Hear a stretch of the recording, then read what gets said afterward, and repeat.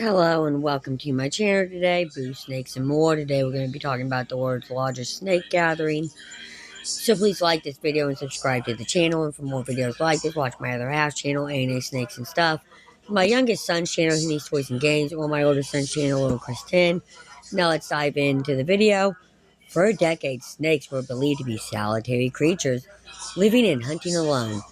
But research is beginning to tell a different story.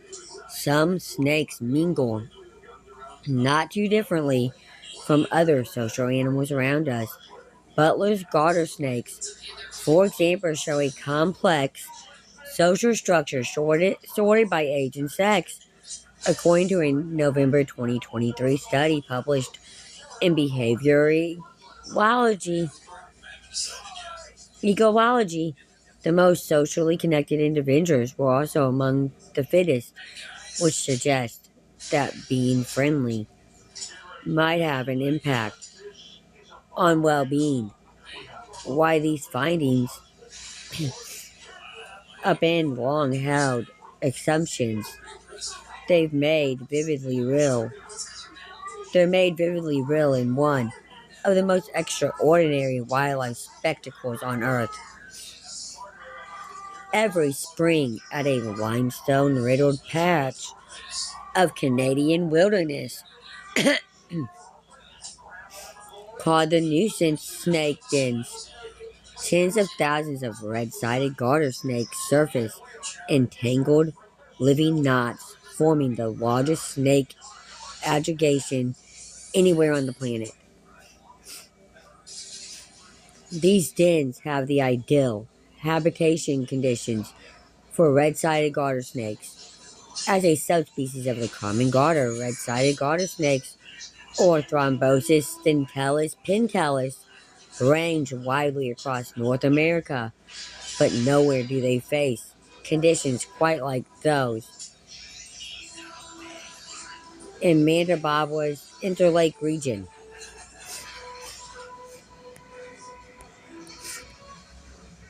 Here, winter routinely drops below minus 30 Celsius, and snow buries the prairie for nearly half the year.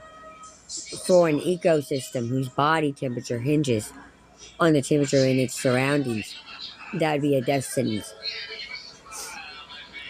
But beneath the wind-scored fields of Narcisse lies a subterranean sanctuary forged by time. The bedrock here is limestone, soft, porous, and ancient. Roughly 450 million years ago, this ground was the floor of a tropical sea, teeming with marine life. Over eons, water dissolved the calcium carbonate, etching deep fossils and caverns into the stone. These underground sinkholes and crevices stretch several meters below the surface, deep enough to stay below the frost line, but just above the water table. For the red-sided garter snake looking to hibernate is the perfect spot for a long nap, cold enough to slow metabolism, damp enough to prevent desecration, and protected enough to last through several months of winter dormancy. At Narcisse snake dens, male snakes court by the hundreds. At first glance, the Narcisse snake dens looks like little more than sinkholes punched into a prairie of dry grasses and stunted aspen. But in spring they erupt with motion.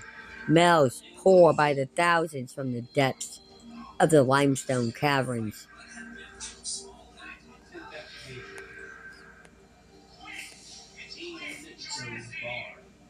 Quarreling over rocks and one another in a slow motion frenzy of courtship, and then the females arrive. This is the red-sided garter snake's grand social season, a few weeks every year, when anywhere between 75,000 and 150,000 individuals emerge to mate.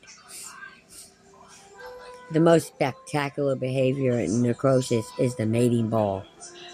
A single female buried beneath a withering mass of up to 100 males. Every male in the crowd competes to align their tails with the lone female red-sided garter snake for a chance at conception. But this is no ordinary competition. In fact, a June 1985 study published in the Journal of Competitive Psychology noted that male red-sided garter snakes are more stimulated by the presence of rival suitors than the female alone.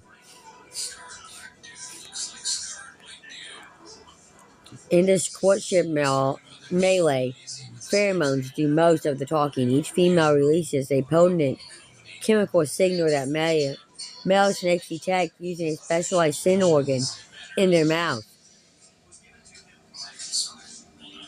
the nasal organ, which guides them toward her, according to an April 2006 study in chemical senses.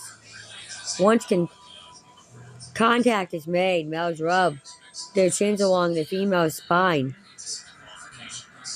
contracting their bodies in rhythmic ways, attempting to maneuver into alignment. If a male succeeds, he hooks his hemipenes into her cloaca, depositing sperm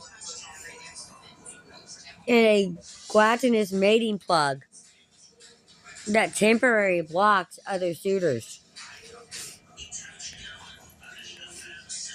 Necrosis witnessed thousands of snake deaths every year until conservatives built tunnels. One of the closest snake dens may host the largest gathering of snakes in the world today. It may not have been so if it weren't for consistent conservation efforts and some much needed tunnels. For years, Highway 17 in Royal Minta Beta held a grim seasonal tradition, the slow, crackling sound of tires flattening thousands of red-sided garter snakes each spring and fall. As the snakes migrated between their summer marshes and winter dens, tens of thousands of snakes died trying to cross the two-lane road. In the late 90s, as many as 30,000 were killed as they made their way into the dens each year. Then came the winter of 1999. An early, brutal cold swept through the interlake, chilling the earth before tens of thousands of snakes could reach the warmth of their underground dens. They froze, curled beneath leaves, trapped in open terrain inches from survival. The population plummeted. That double blow forced Montalvo to reconsider what was at stake. This was the world's largest reptile congregation, an ecological phenomenon unlike anything else on Earth. Conservatives responded with engineering, building snow fences to steer snakes toward a network of 6-inch tunnels under the highway. Researchers painted the walls with artificial pheromones to lure them through, and slowly the death toll dropped to around 10,000 every year. Today, thanks to decades of grassroots effort and a little chemical sleight of hand, the necrosis snake dens are back to full strength. The red-sided tide once again surges each spring with the cheers of visitors and the quiet satisfaction of those who refuse to let it disappear. Snakes like the red-sided garter snake are known to be great pets. How well do you connect with your pet snake? Thank you for watching this video and peace out till the next one.